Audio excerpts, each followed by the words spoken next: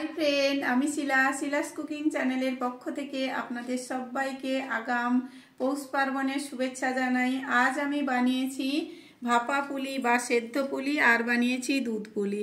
পুরো রেসিপি দেখতে থাকুন। ভালো লাগলে প্লিজ চ্যানেলটাকে লাইক সাবস্ক্রাইব করুন।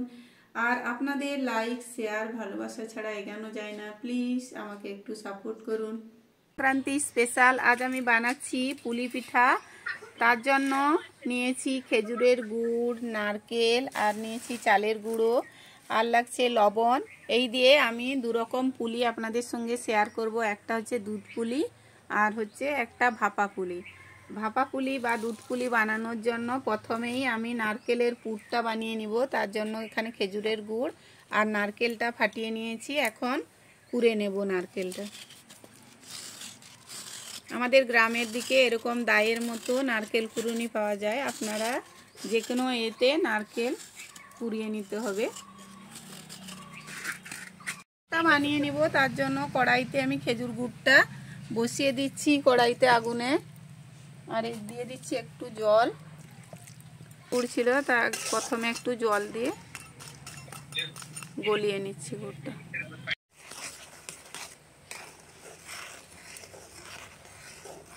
গুড়টা দেখুন ভালো করে গলে গেছে। এখন নারকেলটা, কোরানো নারকেলটা দিয়ে দিচ্ছি,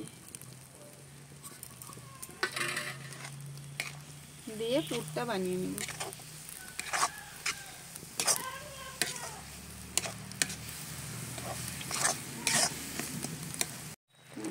এলাচটা দিয়ে দিলাম। নারকেলের পুরটা রেডি হয়ে গেছে। খেজুর গুড়ের পুর দিয়ে এরকম ভাপা পুলি বানাবো প্রথমে। এখন ওর থেকে একটু চালের গুঁড়া ছড়িয়ে দিচ্ছি পুরটার মধ্যে, তাহলে পুরটা ভালো চিটচিট ভাব আসবে না, খুব সুন্দর পুলি পিঠা বানানোর জন্য পারফেক্ট হবে।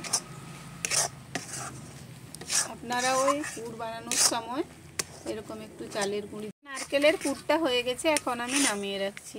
দেখুন এইরকম পুরটা নামাতে হবে।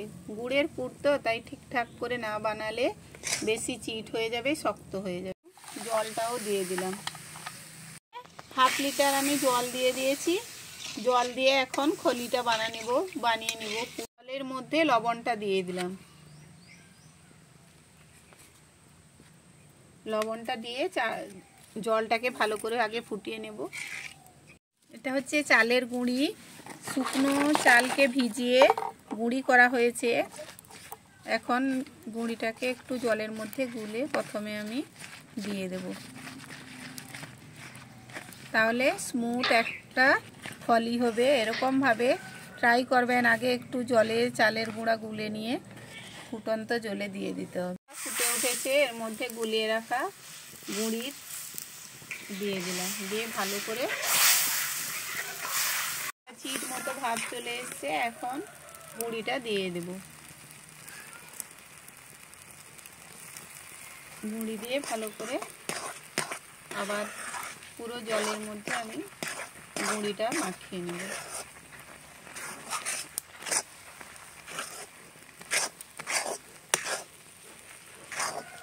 যতটা পরিমাণ জল নেবেন সেই অনুযায়ী গুঁড়িটা দিয়ে আমার পদ্ধতিতে এরকম খলিটা বানিয়ে নেবেন। সঙ্গে সঙ্গেই একটুও খলিতে গুঁড়া থাকবে না বা ঢেলা থাকবে না।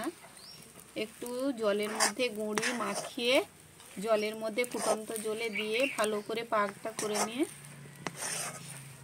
আমার খলিটা তৈরি হয়ে গেল। দেখুন কড়া থেকে ছেড়ে চলে এসছে, হয়ে গেছে। এখন নামিয়ে নিব।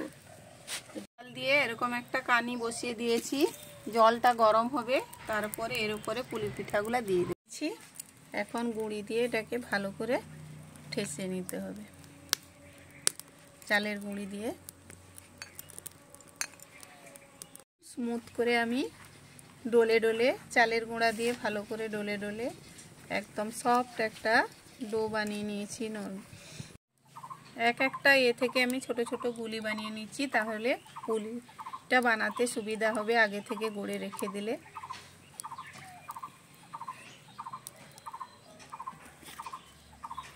পুলিটাকে বাটির মতো গড়ে নিচ্ছি। এটা এখন আমি ভাপা পুলি বানাবো, তার জন্য এরকম বাটির মতো বানিয়ে নিচ্ছি, দিয়ে পুর দিয়ে দেব। দেখুন পুরটা কতটা সুন্দর আর সফট হয়েছে। একটু চালের গুঁড়ি মিশিয়ে অবশ্যই ট্রাই করুন এরকম। এখন মুখটা বন্ধ করে দিলাম।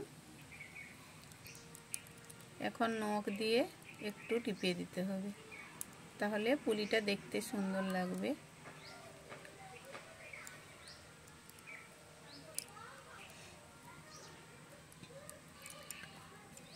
আমি আবারও আপনাদের বানিয়ে দেখাচ্ছি। এরকম পুলিটাকে বাটির মতো করে নিতে হবে, দিয়ে পুরটাকে বেশি করে দিয়ে ঠেসে ঠেসে পুর দিয়ে মুখটাকে সুন্দর করে বন্ধ করে নিতে হবে, তাহলে একটাও পুলি ফেটে যাবে না। এখন যে যেরকম ডিজাইন করতে পারেন, আপনারা চাইলে ছাঁচেও বানিয়ে নিতে পারেন। আমি হাতে গ্রামে যেভাবে বানাই, আমি হাতে ওই রকমই আপনাদের বানানো দেখাচ্ছি।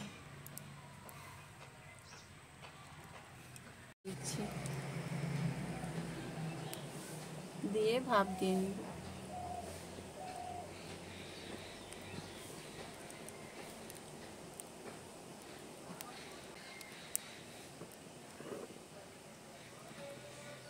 এরকম একটা ঢাকা দিয়ে ঢাকিয়ে দেব।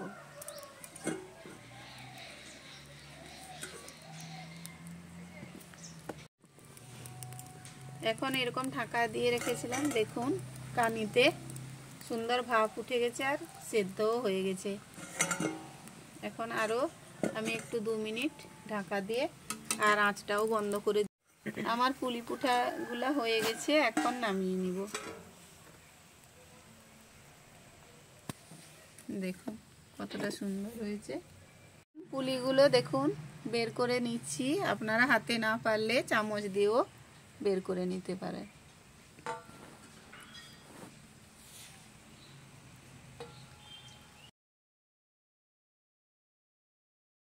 সেদ্ধ পুলিগুলা নামিয়ে নিয়ে সেই খলিতে আমি দুধ পুলিগুলা বানিয়ে নিচ্ছি ছোট্ট ছোট্ট করে। দেখুন আমি কিভাবে বানাচ্ছি, আপনারাও এই ট্রিক্স ফলো করুন। দুধ পুলিগুলাও বানিয়ে নিচ্ছি।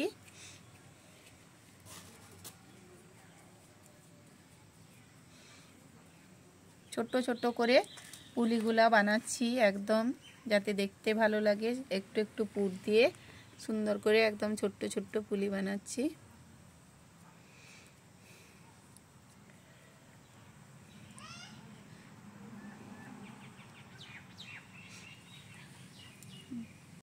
সেই দুধ পুলি বানানোর জন্য একটা খলি, যে খলিটা বানিয়েছিলাম তা সেই খলিটা দিয়ে আমি পুরগুলা বানিয়ে নিয়েছি। আগেই দেখিয়েছি পুর দিয়ে, একই পুর দিয়ে আর একই খলি দিয়ে আপনারা এরকমও বানাতে পারেন। আর আমি এখন দুধটাকে একটু এলাচ দিয়ে, গুঁড়ো দুধ আর গরুর দুধ দিয়ে ঘন করে নিচ্ছি।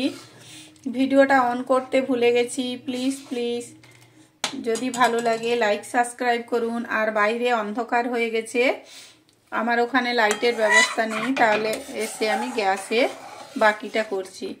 আগে থেকেই দুধটা ঘন করতে বসিয়ে দিয়েছি যাতে টেস্ট ভালো হয়। এখন আমি অনেকটা দুধটা ঘন করে নিয়েছি, এখন বানিয়ে রাখা পুলিগুলা দিয়ে দেব।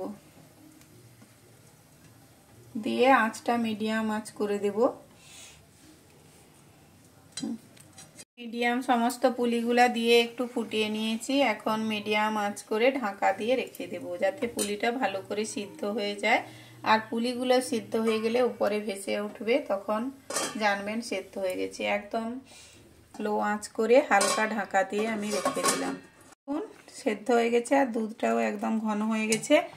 এখন ওই নারকেলের পুরটা খেজুর গুড়ে দিয়ে দেব। দিলে নারকেলও হয়ে যাবে আর আমার পুরের মিষ্টিটাও চলে আসবে। পিঠার রেসিপি, দুধ পুলির রেসিপি তৈরি হয়ে গেল। আপনারাও বাড়িতে এভাবে ট্রাই করুন। পৌষ সংক্রান্তি স্পেশাল আমি দুটো পুলি পিঠার রেসিপি আপনাদের সঙ্গে শেয়ার করলাম। ভালো লাগলে প্লিজ প্লিজ চ্যানেলটাকে লাইক সাবস্ক্রাইব করুন আর কমেন্ট করে জানান আমাদের এরকম সিম্পল এবং সহজ গ্রাম্য পদ্ধতির পুলি পিঠা আর ভাপা পুলি আপনাদের কেমন লাগলো। পুলি পিঠার কালারটা কতটা সুন্দর এসছে আমি আপনাদের নামিয়ে দেখাচ্ছি। খেজুর গুড়ের শীতের প্রথম এরকম পুলি পিঠা আপনাদের সঙ্গে শেয়ার করলাম। দুধ পুলি, ভাপা পুলি বা সেদ্ধ পুলি আর বানিয়েছি দুধ পুলি, একদম সিম্পল আর খেজুর গুড় দিয়ে পরিবেশন করলাম। কেমন লাগলো কমেন্ট করে জানাবেন আর পুরো রেসিপিটা দেখতে থাকুন। গ্রামের স্টাইলে কিভাবে আমরা পুলি পিঠা